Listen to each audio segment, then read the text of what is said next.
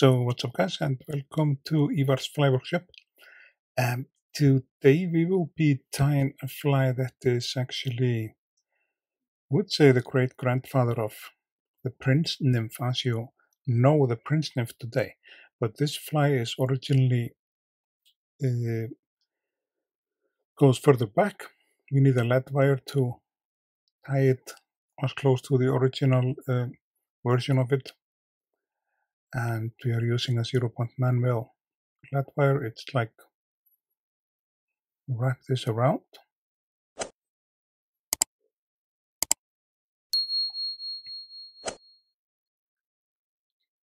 like so, and remember to like, share and subscribe to the channel.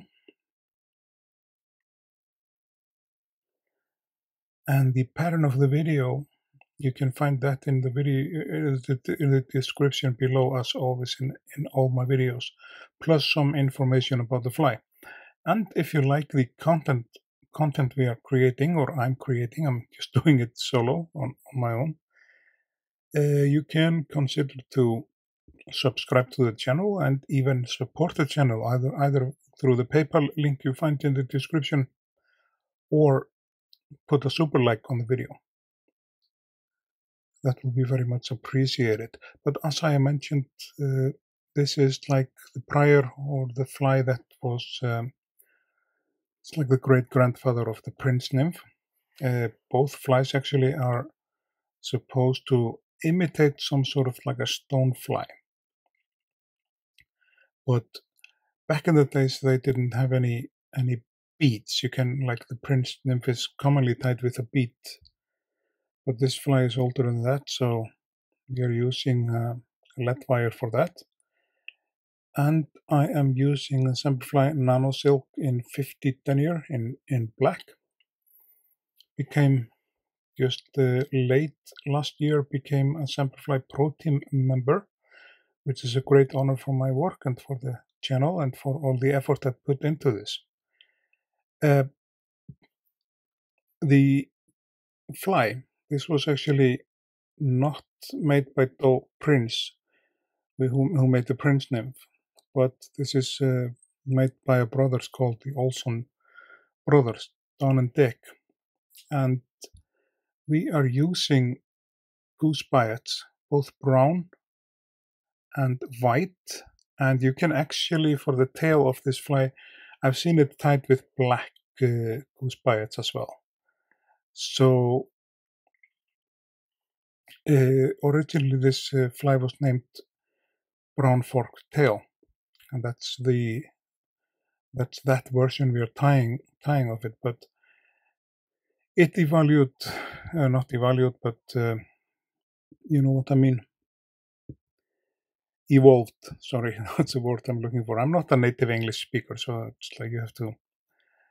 Yeah, my English isn't perfect, but hopefully good enough for what we are doing here. This fly has evolved and became the Prince Nymph.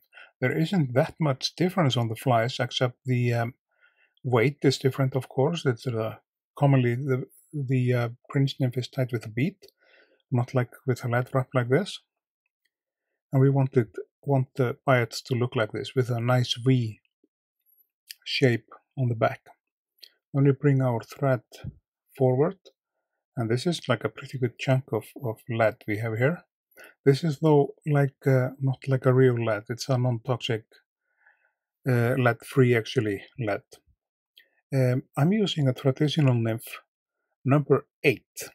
We're going big for this fly, and the main reason is basically because I ran out of my RX hooks in 10 and 12, and I think I don't have the nymph hooks in 14, so that's basically the main reason I have to place an order by RX.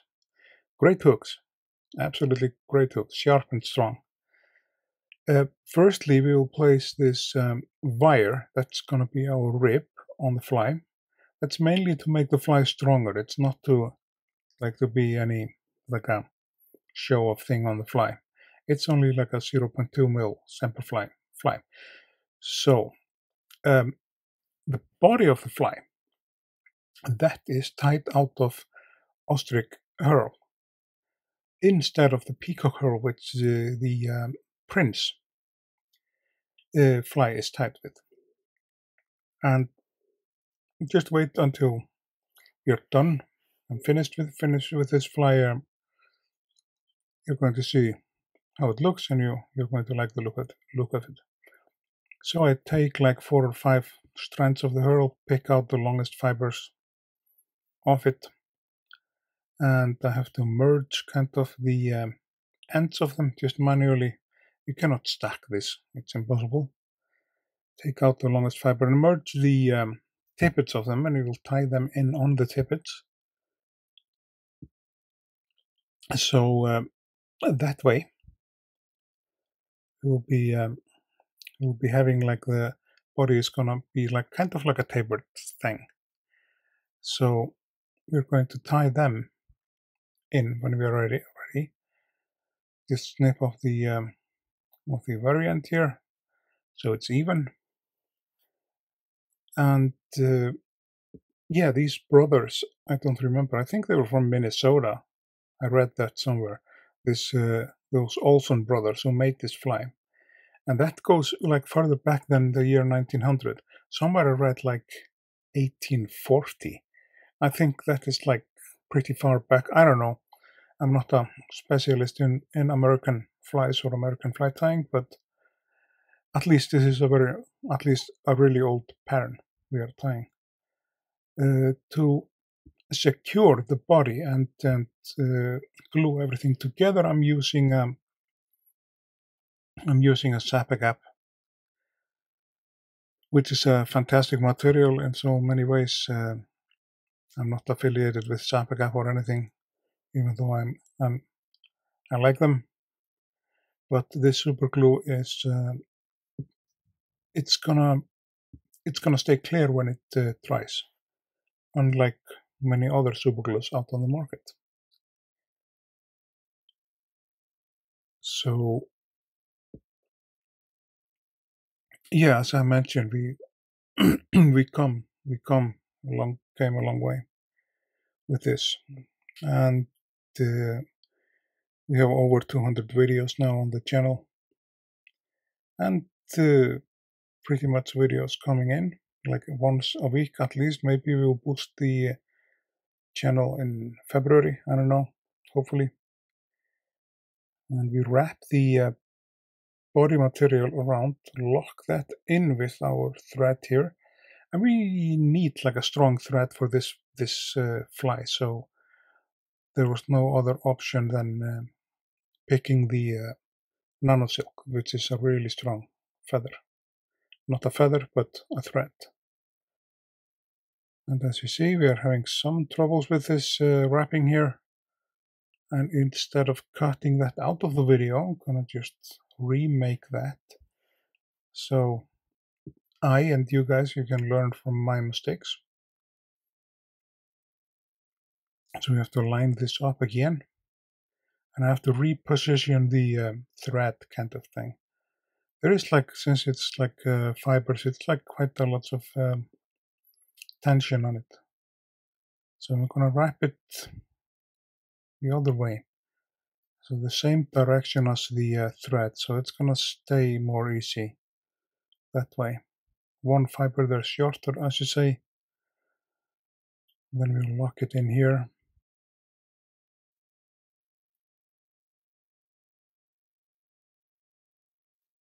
Tight and firm, like so. It's like a little gluey, like a little piece of glue on the body. That is okay, it's totally okay. It's gonna stick in its place and stay in its place.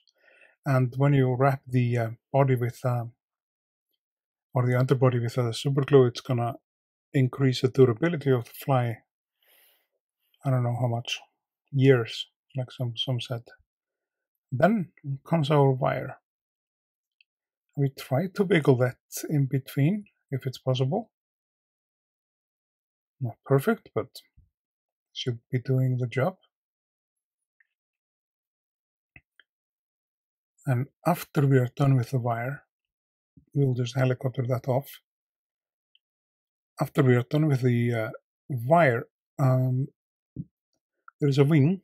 There are two goose biots, white biots, goose biots for the wing.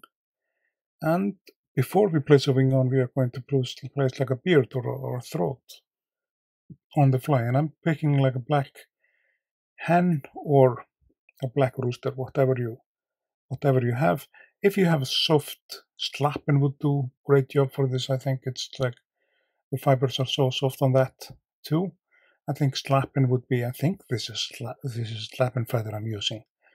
I don't have hen this handsome with those long fibers. No, not at all.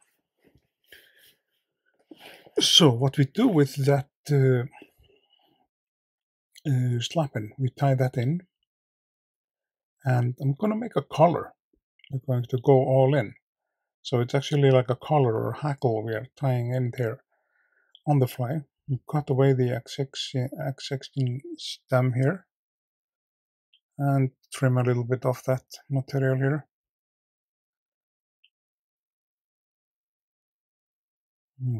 Zoom a little bit out so you can see what we're doing. We'll grab our hackle plier to wrap this around, or maybe I'll just go solo with my 10 fingers. I'll go solo. That's 1, 2, and we will lock it in after 2 rounds. As you see, it springs and sparks out. That is totally okay. We just have to secure the feather in place, like tight wraps. Then we are going to snip off that end here. And don't you worry, guys, about what we are doing next. We are going to come. You see, it's like kind of on the top. So we are going to split it in half. So we are going to take the fibers down each side, like splitting it in half on the top, and get them to face backwards with our fingers. It's a little tricky sometimes, and we have to use like tight wraps for this, because when we close in on the feather, this is what we want. This is about the look we want, and we have to build up like a little base of a head there of the fly. Just snip this guy away. It's in my way.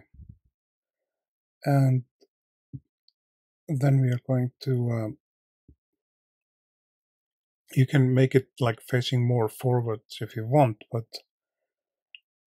backwards I mean. I'm going to build up like a little base on the, like a little head on the fly, because we have this size of a hook, unusually big.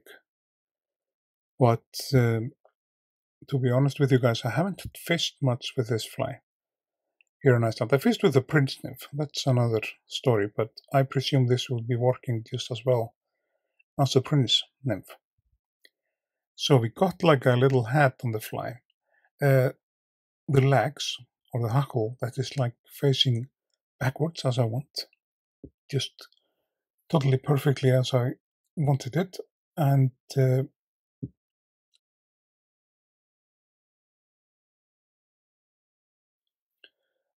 we take our white goose biots here, and I'm going to place them in one by one, like facing backwards, making like a little V, just like the tail of the fly.